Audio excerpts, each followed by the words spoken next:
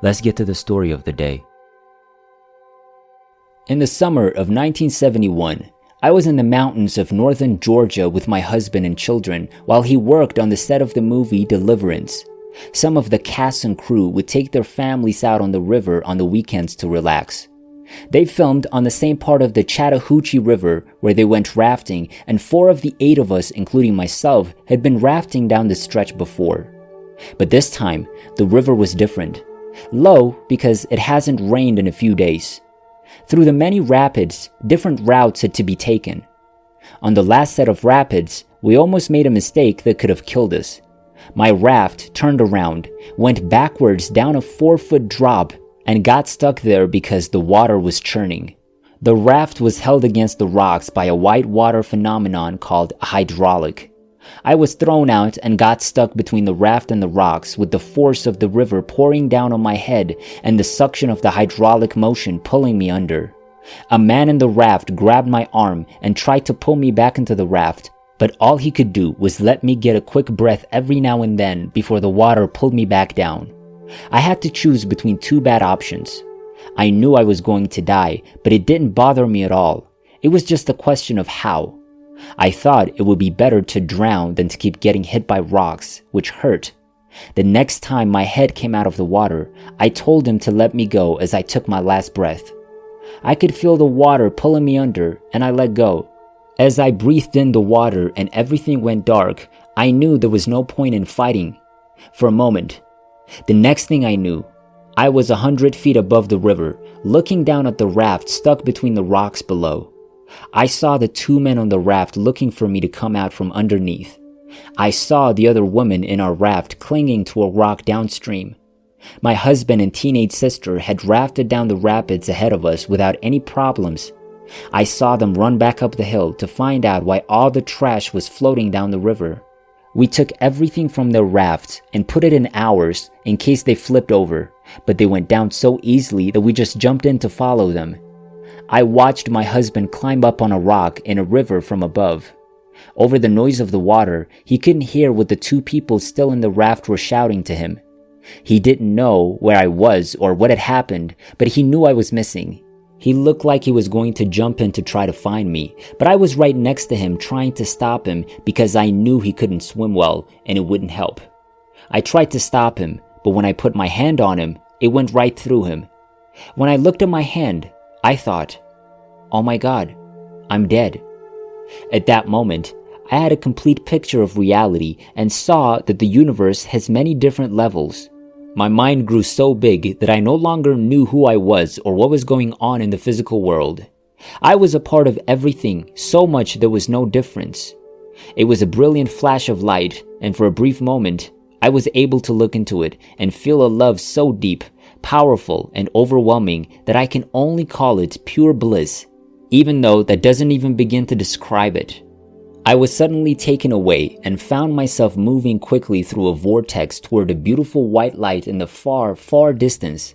I felt like I was going as fast as light through the tunnel, but it was hard to tell if I was still and the lights were moving past me or if I was moving past the lights.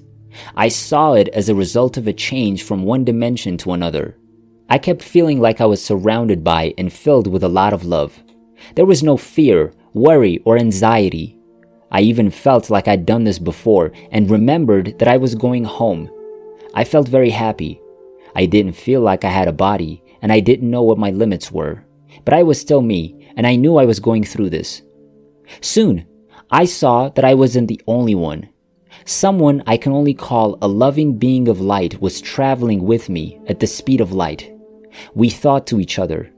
I've always known this person, and I knew it as soon as I felt their presence. But I can't tell you who it was right now. I didn't think it was a well-known religious figure or a dead relative. Instead, I thought it was a special friend who's always with me, maybe a guardian angel.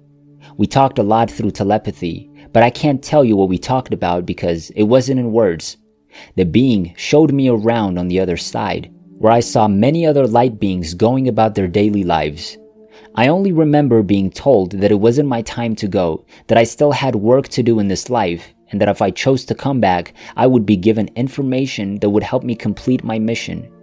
This being told me through telepathy that I could choose whether or not to go back. I kept thinking, no, no, no, I want this forever. We suddenly burst into the light and I saw a whole new world. It was similar to the physical world, but it was more colorful, beautiful, and amazing because it was on a higher vibration. I saw plants, trees, mountains, lakes that looked like crystals, and some of them were very big and fancy. I saw light beings moving around and going about their day. They don't have bodies, but they do have their own energy fields. Instead of walking, they float. Their lives are a lot like ours, but they don't have to fight or feel sad. They are painters, musicians, dancers, singers, inventors, builders, healers, and people who make magical things, which they will bring into the physical universe in their next life. I knew everything there was to know about the universe, how and why we come to Earth, what happens when we die, where we go after death, what our spiritual journey is all about, God all, that is, the beginning of the physical universe, how life began, and the process of the spirit soul human returning to the source. Most of this was hard for me to remember when I got back, but it has been coming back to me over the years. Again, the being of light told me it was my choice to stay or go, but that I still had more to do in that life and it wasn't quite time for me to leave. I was still on the fence, so they told me that if I chose to go back, they would teach me things that I could share with others. I came to a barrier that I couldn't get past, or I was forced to go back. I was really enjoying this experience and didn't want to leave. I didn't think or feel anything about the people I was leaving behind, but the being of light persuaded me that I needed to go back. I wasn't mad or upset about anything. After a lot of talking, I agreed to go back.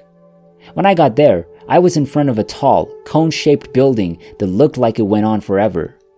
I was told that this was the Hall of Knowledge. I went into the building and flew up in a spiral through what looked like shelves of books, like in a library, and I flew through all of them. When I got to the top, I broke through it into a rainbow of colors, and my head came out of the water at the same time. I was about 10 yards down the river from the raft. I knew right away where I was and grabbed the first rock I could find.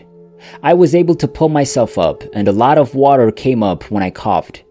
I was in shock, but I didn't need to go to the hospital. No one was looking at their watch while I was under the raft, so I don't know how long I was there. I could have been as little as 3 or 4 minutes or as long as 10. I had never been where I was. Everything happened at once, or time seemed to stop or lose all meaning. I had never been where I was. Everything happened at once, or time seemed to stop or lose all meaning. There was neither room nor time. It's hard to explain it any other way. It seemed like I'd been gone for days, but it could have only been a few minutes. I can't say for sure that I was clinically dead, but I don't remember struggling under the water or trying to hold my breath until I got to the surface. I've been a swimmer, water skier, scuba diver, and surfer, so I've had many close calls underwater where I thought I might die, but nothing like this. I remember very well how hard it was to get to the surface the other times. My lungs were about to burst. What I do remember from when my body was under the raft and I was in the water is what I've told you. People I told at first thought I was making it up, so I didn't tell anyone for a long time. I didn't talk about it again for 15 years when people were more open to hearing it. Since then, I've told my story to many groups and put it and what I learned in writing. Through my website, I've touched a lot of people's lives, and I've gotten a lot of emails from people telling me how my story has changed their lives and given them new perspectives.